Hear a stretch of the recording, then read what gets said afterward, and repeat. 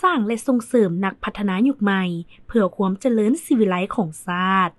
ในสมัยสงครามต่อสู้กู้ชาติพวกเฮาเคยออกคำขวัญปลุกระดมความรักชาติและเครียดแค้นศัตรูที่เข้ามาบุกรุกรุกรานประเทศเฮาผ่านกระบวนการต่อสู้อันเด็ดเดี่ยวเหนียวแน่นอย่างยืดเยื้อยาวนานเป็นเวลาหลายสิบปีได้มีพนักงานนักรบเป็นจำนวนหลายสิบหลายห้อยคนกลายเป็นวีรชนแห่งชาติเป็นนักรบแข่งขันเป็นนักสู้ผู้ดีเด่นที่บันทึกไว้ในปึ้มประวัติศาสตร์ของชาติในจำนวนวีรชนที่คนลาวได้จารึกจดจำดีที่สุดอีกท่านหนึ่งก็คือวีรชนสีทองนอกจากนั้นก็ยังมีผู้อื่นๆทั้งท่านซ้ายท่านหญิงจำนวนหลวงหลายในยุคสงครามต้านจักรพรรดิฝรั่งและอเมริกาซึ่งประวัติศาสตร์ได้จารึกคุณงามความดีจนมาฮอดทุกวันนี้จากผลงานและคุณงามความดีที่มีต่อชาติและประชาชนในการต่อสู้ปฏิวัติจึงเฮ็ดให้ประเทศชาติได้รับการปลดปล่อยอย่างสมบูรณ์ในปี 1975 และได้สร้างตั้งชื่อประเทศใหม่คือสาธารณรัฐประชาธิปไตยประชาชนลาวมาฮอดปัจจุบันสปป.ลาวมีอายุ50 ปีพอดี 1975 2025 ตลอดระยะ50 ปีผ่านมาประเทศชาติได้รับการสร้างสาธารณพัฒนาอย่างบ่หยุดยัง้ง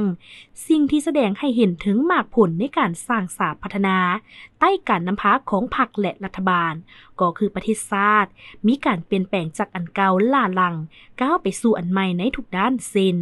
ทางด้านเศรษฐกิจได้เกิดมีโรงจักรโรงงานเฮือนซานบ้านซองสำนักงานองค์การเกิดขึ้นในแต่ละปีปานดอกเฮ็ดมีเขื่อนไฟฟ้านับแต่น้อยหาใหญ่เกือบ100 กว่าแห่งมีนิคมอุตสาหกรรมน้อยใหญ่มีนิคมเลี้ยงสัตว์เขตเศรษฐกิจพิเศษเขตเศรษฐกิจเฉพาะการค้าการคมนาคมสะดวกสบายย้อนมีเส้นทางไปมาติดจอดฮอดถึงนับแต่ขั้นศูนย์กลางลงฮอดท้องถิ่นและนอกจากที่กล่าวมานี้แล้วยังมีรถไฟความไวสูงมีศูนย์กลางขนส่งสินค้าจากไหนไปยังภาคพื้นและสากลได้อย่างลงตัวส่วนทางด้านสังคมวัฒนธรรมก็ได้รับการปรับปรุงส่งเสริมให้สอดคล้องและมีความเจริญรุ่งเรืองการศึกษาสาธารณะได้รับการพัฒนานับมือก้าวหน้าทันสมัยตามปัจจัยการขยายตัวของสังคมชีวิตการเป็นอยู่ของประชาชนบรรดาเผ่านับมือดีขึ้นเป็นก้าวๆทั้งหมดที่กล่าวมานี้เป็นมากผลอันยิ่งใหญ่ทั้งเป็นปัจจัยอันสำคัญสะท้อนไปยังบุคคลนิติบุคคลที่พร้อมใจกันเฮ็ดโฮมแฮงกันสร้างเห็นให้บ้านเมืองมีความเจริญรุ่งเรืองไปตามยุคตามสมัยถึงอย่างใดก็ดีเมื่อเปรียบเทียบในยุคสงครามกับยุคพัฒนาแล้วเห็นว่ามีการสร้างและส่งเสริมนักพัฒนาที่ติดพันกับภารกิจของชาตินั้นยังมีน้อยเพราะใน50 ปีแห่งการสร้างตั้งสปป.ลาวมีวีรชนแห่งงานเพียงคนเดียวคือท่านเกียรติอุทิศเดชส่วนว่านักพัฒนาดีเด่นแห่งชาติก็มีเพียง6 สหายคือสหายลาวมาสหายแถวทองสหายนางผู้ดาไล